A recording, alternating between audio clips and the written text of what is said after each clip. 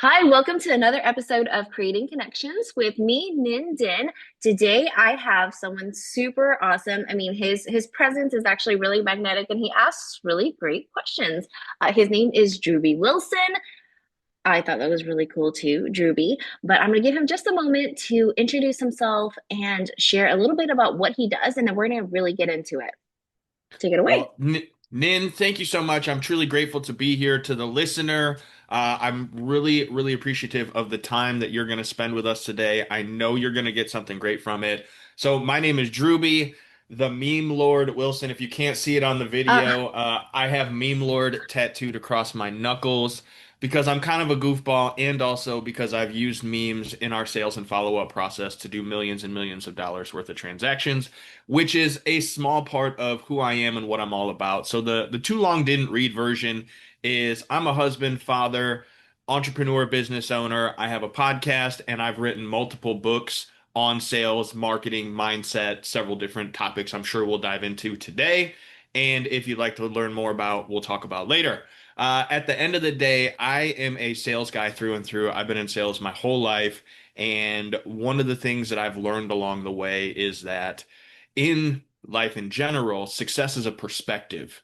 And my perspective may be a little different than yours, Nin. It might be different than the listeners. But what I do know is that we can all come together and learn from each other on how to create our own version of it. And so I talk a lot about sales and marketing and the mindset that goes into building the life that you are proud of. Because I've done a lot of crazy things over the years, which I'm sure we'll jump into. Um, but it's all about knowing that you can truly have what you want if you're willing to work for it. And call the damn leads is kind of the movement behind how I work with other sales professionals to get them to do the thing they know they need to do so they can build that life. Oh, I love it. Yeah, so much. I've learned a lot about you just like looking into who you are. And the reason why we're having this conversation is because you have gone through a lot of things and you've supported people by writing all of these books, not just in business, but I mean, a lot of these business success stories and the way that you move through business is also applicable to life, right? I mean, Mm. you winning in business is still the equivalent of winning in life and vice versa.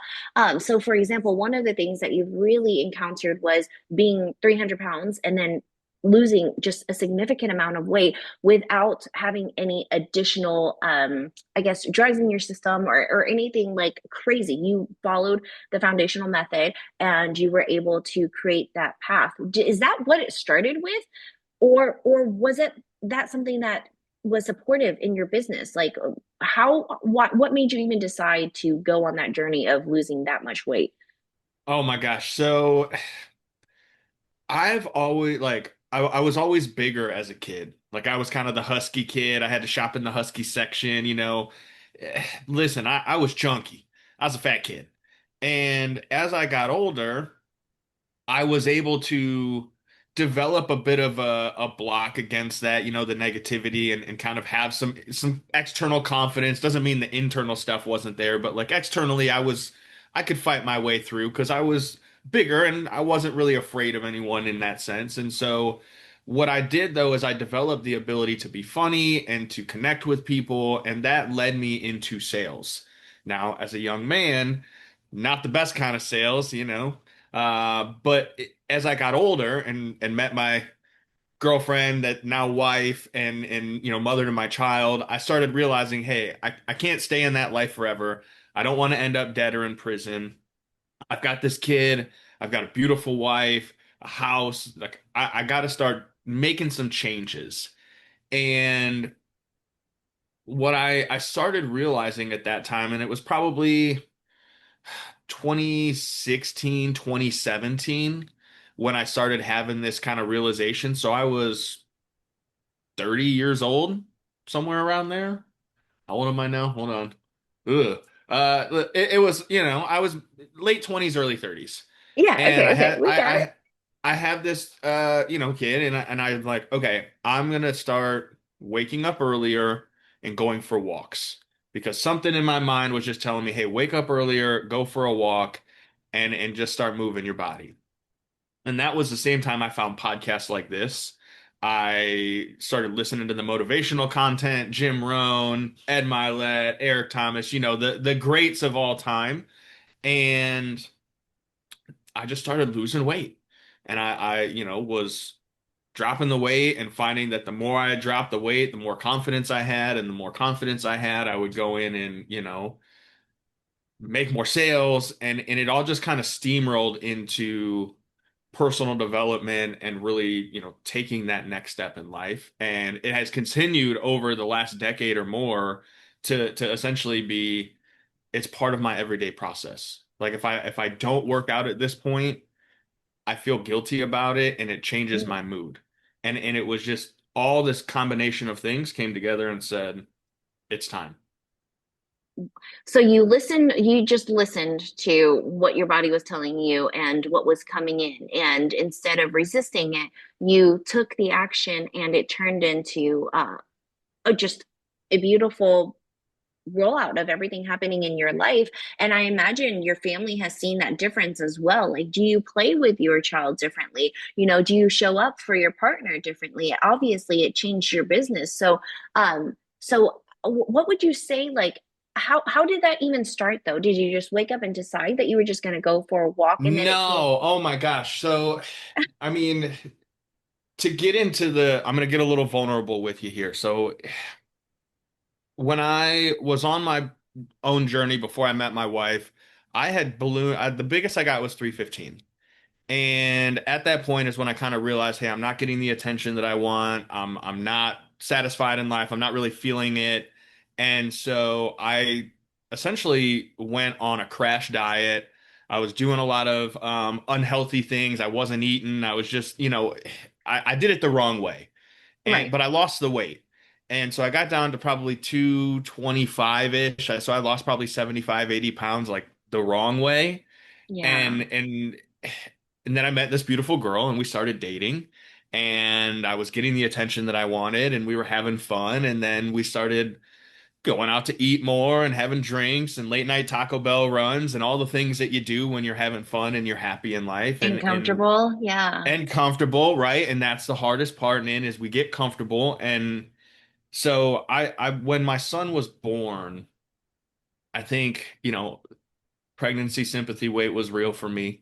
Like I ate all the Thanksgiving turkey dinners and all the things with my wife and we had fun and we were comfortable and excited. And I think I got back to maybe 285 pounds. I wasn't as big as I was, but I was bigger. It was a Yeah, lot getting back back up on. there. Yeah. Uh-huh. And I remember there was a couple conversations that I had that really struck me deep. And the first one was actually with my wife. So God love her. She was, the rock and able to give me this hard conversation. But he says, hey, listen, I love you. And we have this beautiful child. And also all of this that you got going on right now, it's not doing it for me. And she's like, I'm not trying to be mean, but that's just the truth. And, it was a gut punch. I was like, dang, okay, here we are. And this was also around the time that I was starting to have some more success in sales in the insurance industry. And I had, a couple mentors, and one of them's like, listen, man, you're making a little bit of money. You got a house, a wife, a beautiful kid, like all the things. How would it feel if, boom, all of a sudden you're up in heaven and you're looking down and there's some other jerk in your bed with your wife in your house and your son's in the other room crying because you're not around because you didn't make the time to take care of yourself. Oh, stop. Oh my gosh. Uh-huh. And so these conversations happened within the span of like a week. It was kind of one of those God moments where it's like, okay, Yeah. You oh, see we're all getting the serious. light coming down. Yeah. Yeah, like And shining on your all your darkest parts. oh, and that's really what it's about because we all have dark parts. We all have things that we, have been through in life, trauma, situations. Listen, we all Yeah. have excuses and reasons to not want to do this stuff. So all of that combined, I would, I didn't have to be at the office then until like 8 a.m. And so my body would wake me up at like 5 and I would just hit the snooze button and just lay around and be lazy. And I would go in at the last minute. And I said, I'm going to stop doing that. when my body wakes me up, I'm going to get up, I'm going to put on a podcast, and I'm going to go for a walk, and I'm just going to start really taking my life more seriously. And that was kind of the start of the main pivot of change in my life. And again, where I found personal development and I started really taking all of the stuff that has made me successful and what most other people successful very seriously. And that was kind of the kickstart. And to your point earlier, what I've learned is that the more disciplined I am with my fitness and my personal mindset and take care of myself, the more I can do for the people around me, my wife, my son, my clients, the people that I meet, the podcast, the conversations that I get to have. It all comes together to create a better me. And that's what I'm trying to do at this point. But that also produces a better everything else around you. So the people who surround themselves with you, or your family and anyone you do business with, anyone you have a conversation with, in the grocery store, they're all better for it because you are a better version of yourself. And it's just so funny. It's interesting because this what you've experienced and what you've gone through is something, and I feel like we're probably the same age. I was born in 87, so I'm going to be 39. Hey. Yeah, I had a feeling when you were doing the math, I was like, I was just going to ask, are you born? So yeah, and what's really interesting is everyone's like, saying everyone in my life is like, "Oh, you're in your 40s now." Well, I'm like, "No, I'm not. I still have I only turned 39 this year. I have a solid I one got more time. year. Yeah, before I'm in my 40s. But that is happening, right? And as we're Yep. approaching that part in life, we things start coming together. So instead of identifying me as like my parents' child and all of these and still like a child to their friends and all of that, it's all coming together and we see life in such a different way. The way that we are to our children, the way that our parents are to our children, how short life actually is as you see people starting to go, because you know everyone is only getting older. The people that you've known for so long, all these years, like it's crazy. I do see life in a very different way. What hasn't changed for me yet is really taking a hold of my health into my hands. And I still have so many questions around it. I know that it's very needed, and it would make the circle whole, right? Like you have success in your business, you have success in your family life, you have success in your career.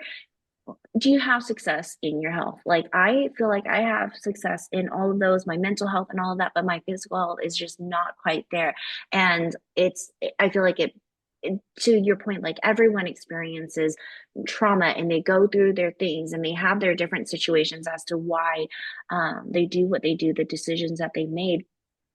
But it really, really hit home the story that you gave of can you imagine your children? I think that the part where your child is in their room, I have three, crying because you're not there, that anyone who has a child can relate, no matter what it is. So if not now, like when? If you're trying to make the most of your experience with them, because if it's not even about you, it's like then it's for them. Because once you have a child, like that's it all changes, right? Like it's Oh, you're everything living. changes. Yeah, It is. you're And it's wild. here, Nin, I want to share, like I'm not perfect, right? I'm still working. Every day to me is a battle. As I've gone up, I've gone down. I've been unhappy at, 183 pounds where I'm supposed to be based on what the doctors told me. I hated how I look because I look like a string bean. And so it is a daily struggle that I deal with. Yeah. The whole, like that to me is my biggest thing every day. Now, the point of the whole conversation around time is how you use your time, the intentionality behind it is ultimately what dictates the life that you build. Because listen, we all get the same 24 hours in a day. Hmm. And what I ultimately end up working with a lot of people on and share a lot from, stage into my keynote presentations that I do is time, energy, and effort are the most valuable assets that you have in your life. You cannot buy them, cannot win them in a poker tournament. You don't get a box full of them on Christmas morning. You don't get a birthday card with a slip that's like, hey, here's a couple extra years and some more energy. Like, that's not how it works. And if you don't understand what your time is worth, then you're spending it in areas that are not getting you the thing that you want most. And that's not always a financial thing. Sometimes it's a spiritual thing, it's a fitness thing, it's a relationship thing. There's parts of your life that are important to you, and they're seasonal because you can only give so much attention to any one thing in any amount of time. People love to say that they're multitaskers, and I used to say it too. Listen, focus is your superpower. It's the thing that you need to be using. I've learned that from a mentor over the years. Focus is your superpower. And when I think about time, I talk about something called the four sixes. And the way that it works is, to me, there's four areas of life that are super duper important to think about every day. Rest and recovery is number one. Because listen, we ain't 40 yet, but we got to get our beauty rest. Yeah, true. And, recovery as you get older gets a lot more difficult. I'm training for a marathon, and my fitness watch keeps telling me you need to sleep more, you need to recover more. And I'm like, yeah, yeah, yeah, okay, I'll get to that when I'm dead. But sleep and recovery is pretty priority. And then for a lot of us, especially entrepreneurs, business owners, intrapreneurs, people that work in a business but act like they own it, sales professionals, all of us that are kind of in that space. Uh, we're doing it for our family, for our relationships, for the people in our lives that matter. And that's kind of the priority number two. And then we have our business, because I'm not like super rich and wealthy where I can just do whatever I want whenever I want. I'm not Elon Musk, you know what I mean? And that guy works his tail off, so it's not Yeah, like he does yeah. whatever he wants either. Um, so I know that I have to work. I got to show up and earn an income. And some people put their business first and then their family kind of gets whatever's after that. But we haven't even touched on ourselves. And Hmm. most people put themselves at the bottom of the list of important things, which is how you end up out of shape, unhappy, dissatisfied, depressed, burnout, because you're not treating yourself as a priority. And the interesting flip of perspective for me as I've been going down this journey, and what I talk a lot about is, how can you say that you're showing up for everyone around you as the best version of you if you're not taking care of yourself first? How do I know Hmm. this? Every time you get on an airplane, during the safety briefing, after they tell you to put your seatbelt on, they tell you in the event of an emergency, an oxygen mask is going to fall down. Put your own oxygen mask on first. Why, Nin?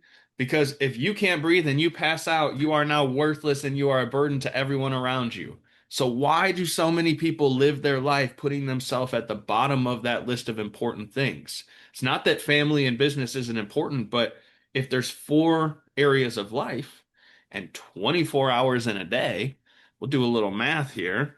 That means we can spend 6 hours on each of those things every single day.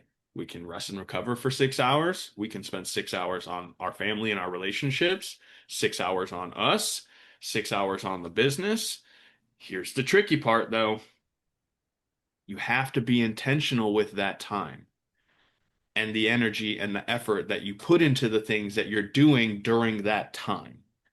And that's what the four sixes is all about, is really just getting clarity around, hey, how am I investing my time, my energy, and my effort into the most important things in my life in a somewhat equally balanced way? Because there's a lot of people out there that will tell you balanced isn't real and you've got to grind your face off and hustle till you die. And listen, I've been in that world, I've played that game. I've met people that made more money than they can spend in their lifetime, and they all told me the same thing. Hey, man, if I were you, I'd spend way more time with my family and my kids because the money's cool, but it can't replace that. And maybe I'm crazy for that thinking, but I'm going to make my money. I'm going to live. I'm going to enjoy my life. We're going to do cool things and help a lot of people. And also, I'm going to listen to the older, wiser people that I've been around my whole life. And they all said the same thing: hang out with your family, enjoy your life, make the most of the memories. So that's kind of my priority. while also understanding that, hey, I still got to have the money to do that stuff. So listen, let's get to work. Let's call the damn leads and let's take care of business. Yeah, I thank you so much for breaking that down and showing why it makes sense and how it works. Um, if that's something that doesn't make sense to someone who's listening or watching, it's you can identify your own priorities and split it up in a way that makes sense for you. At the end of the day, what's important is identifying what does make sense and how you can show up as your best self. But to Drewie's point, it's like if you aren't your best self, you cannot possibly be giving your best to everything else around you. Like if you're at 80%, you can only give up to 80% any other place. So imagine if you were at 100% or, sometimes even 110% if you can show up extra. And that can only be done if you manage everything else in your personal world and get to tip top shape whenever you can. That doesn't mean all the time.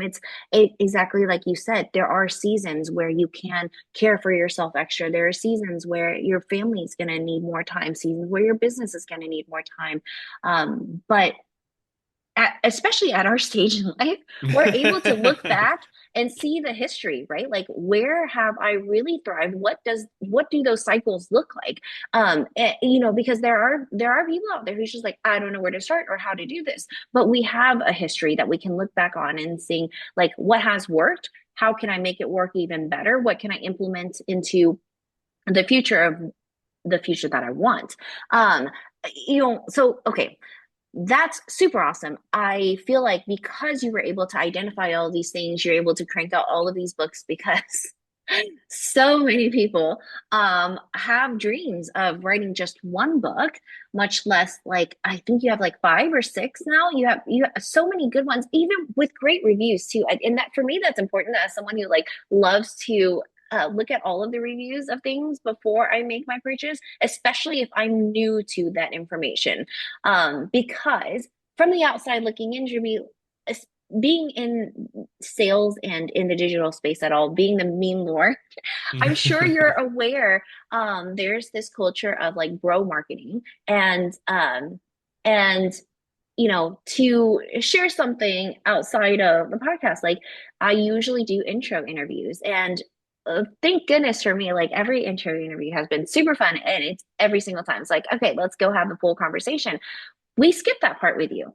So looking into your work and everything that you do, there was for me, like there was this sorry, give me just a second. Okay, Hmm. can you hear me? Yep. Okay, I think we're good. Okay, yeah, so there was this potential that you could be someone who is all like, you got to just go do it. Who cares about how you feel? And and I'm not about that life. Bringing the feminine into it, it's like it is about how I feel sometimes, and I'm going to listen to how I feel. And though there are, like we've mentioned already, there are times when it's like it isn't about how you feel. We really just got to get this done. If my children are sick and I have to show up for them, right? Like even if I myself don't feel well, it's got to be done. It's things like that. So if I wanted to ask you if no one had ever heard about you before, who do you look up to, or maybe their career is aspirational towards you or to you, that you would compare yourself to, right? Like if no one had ever heard about you, who would that person be? You'd say, oh, think of this person, or maybe it's multiple people. I This is a great question. And on my journey of finding the online bro marketer crowd and following all of them, and I was a part of that crowd for many years. I ran with a group and we did a lot of sales and we, worked with thousands of clients. And part of the journey was for me, I read a book early on named Steal Like an Artist. Mm-hmm. It's by Austin Kleon, Kleon. Find it on Amazon. It's a fantastic read. He's got like a blog and some stuff. But the whole point of the book, and not to, spoiler alert, is um the best artist of all time. They took a little bit from each different style and personality, and they made it their own.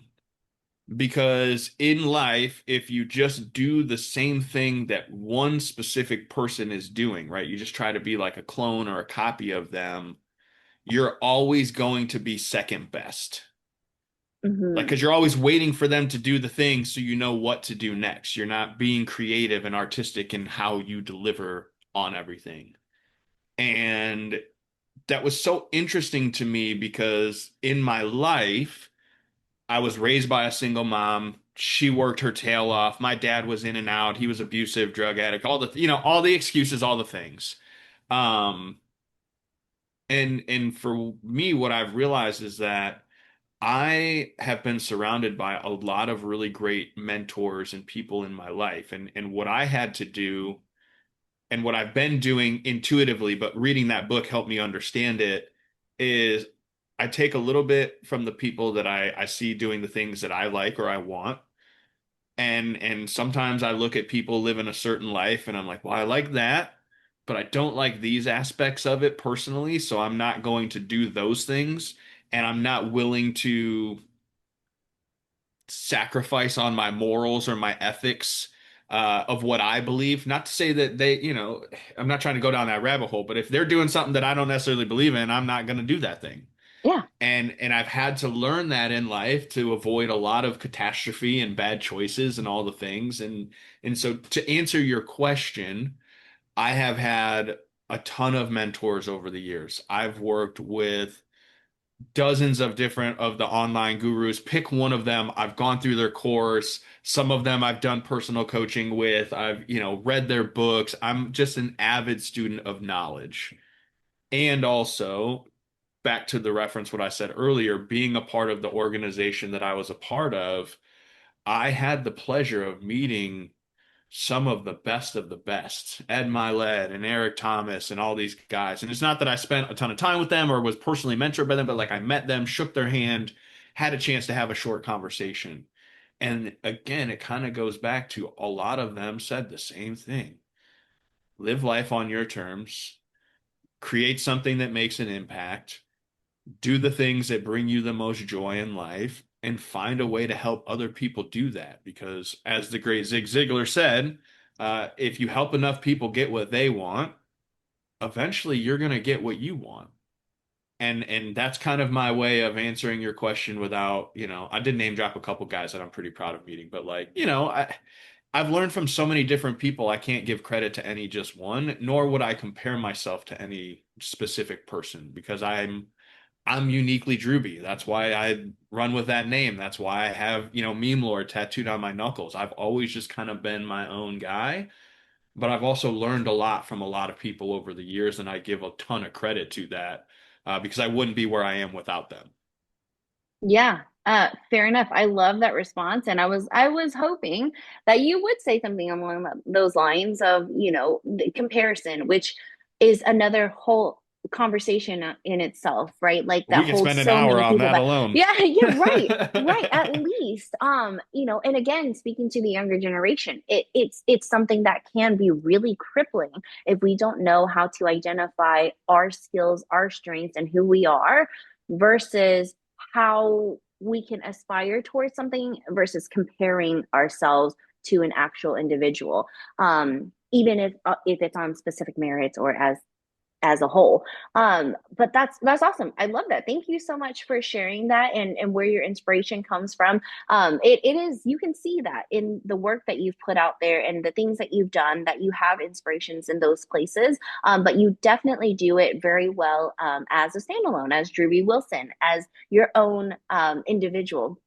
So then let's talk about the books. And if in any way AI has supported you in getting those together, because I mean, I feel like I'm always talking about AI. I personally do use AI. I enjoy it. I think it's awesome. I don't allow it to run my life, but I do allow it to support me in ways that I'm not good at. So, for example, I have a ton of ideas, as most entrepreneurs and creatives do, right? Like things are floating around all the time. AI just helps me to organize it. And I love it for that. And then it keeps me grounded for people who have a hard time just getting started, I think AI is great for organizing your ideas and making things happen in that way. Did you utilize AI at all in putting together any of your books? So, yes, let me give you and the listeners a little insider baseball, I think is the cliche term for it. Oh, Um, essentially, this is what they're charging thousands and thousands of dollars to teach you, like for the online publishers. I'm going to give you guys the game for free. So the first book that I wrote is titled Crushing the Day. It was written back, I started it in 2019, released it officially at the start of 2021. It took me some time. And part of that process was I had never written a book before, so I had no idea what I was doing. I did hire a publisher. I paid a lot of money for that yeah. publisher. She's an amazing human, Hillary Jastrom. She's great. She helped me do this, the first one.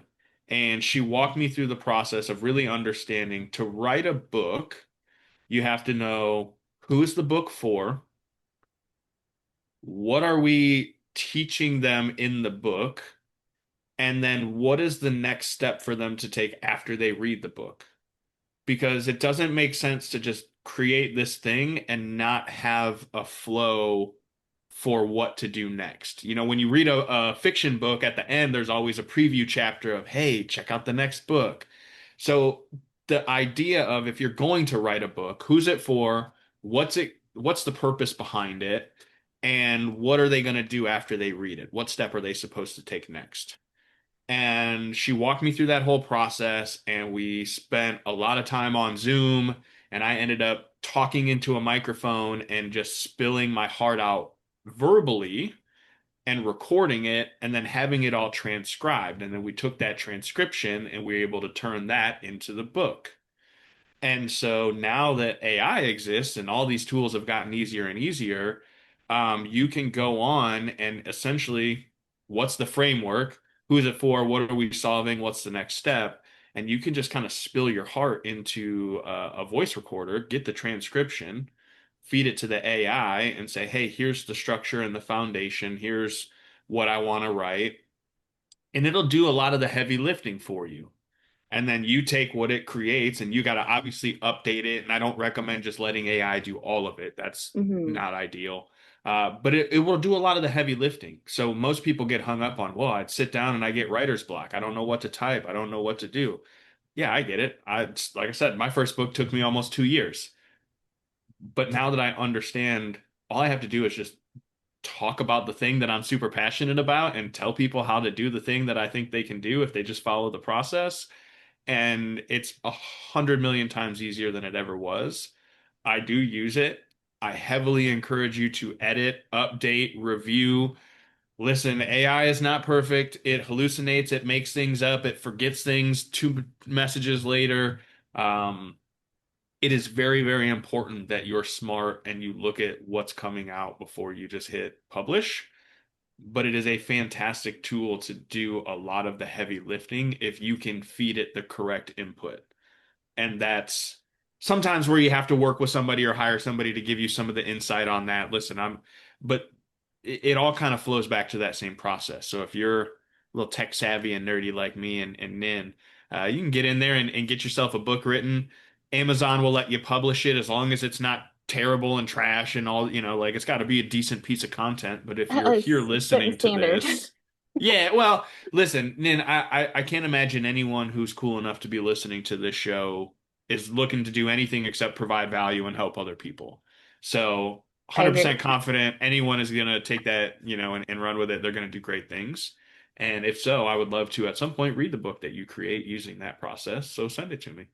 Yeah, that's super awesome. I love that's a different breakdown than I've heard about before, especially since it took you 2 years, but that is so very doable versus sitting down and writing a certain number of words every day, right? I can talk and talk and talk for days, and it's just about the organization. It's exactly what I was saying. It's like I can give you all the information, but I need to make it make sense to the individual reader or listener or viewer, and that's awesome. I love it, and I do have to agree. The people who are listening, anyone who's here, and the audience base is going to be similar to you and I. Therefore, they're going to have the ability and the capability to do those exact things. And I know that used to it would hold a lot of people back, but now, even with the people who are afraid that AI is doing too much, you can use it in a way that is just supportive of you versus it running your life.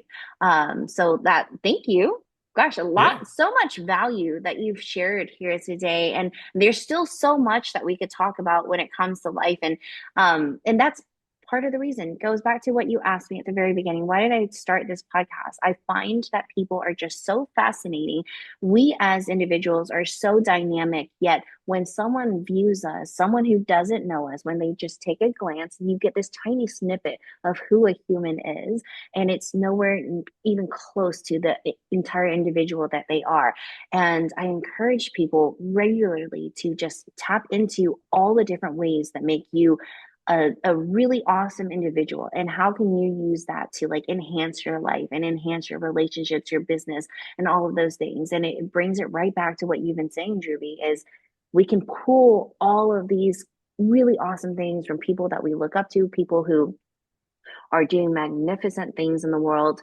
How does that apply to our lives, and how do we still in a meaningful way, that's not criminal, that can that can still accelerate us and help us to stand out as individuals in business, in life, in our relationships, and all of those awesome things. And you've really brought that all together so well. I feel like we've hit on some really cool points, and I'm so grateful that we got on this call, that you took the time out to have this conversation with me today.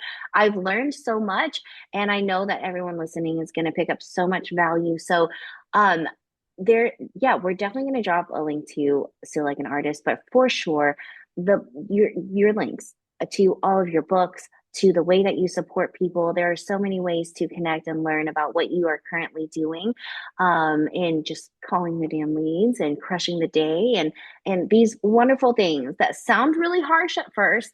But I know with regular implementation, like you said, building it into a habit and creating it as your lifestyle, you don't know any other way. You would miss it if you didn't do it.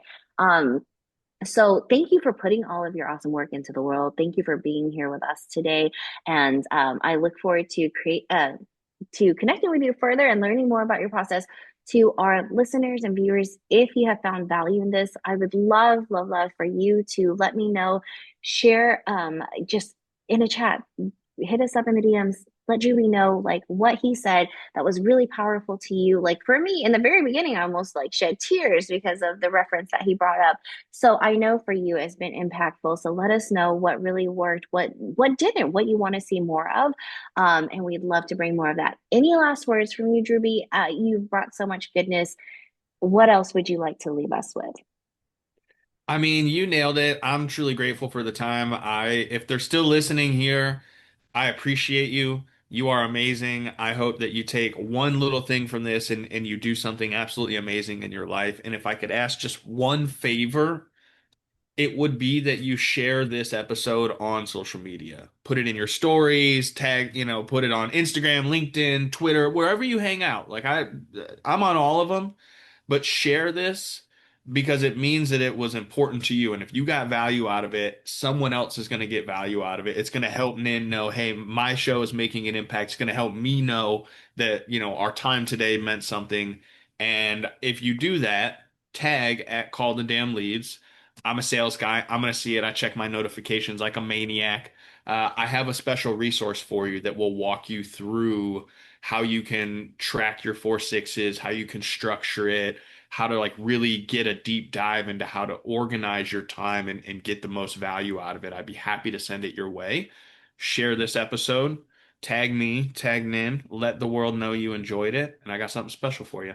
Ah, that's super cool. Way to close it out. What a salesman for sure from the meme lord himself. Thank you so much for listening, you guys. We will see you on the next episode.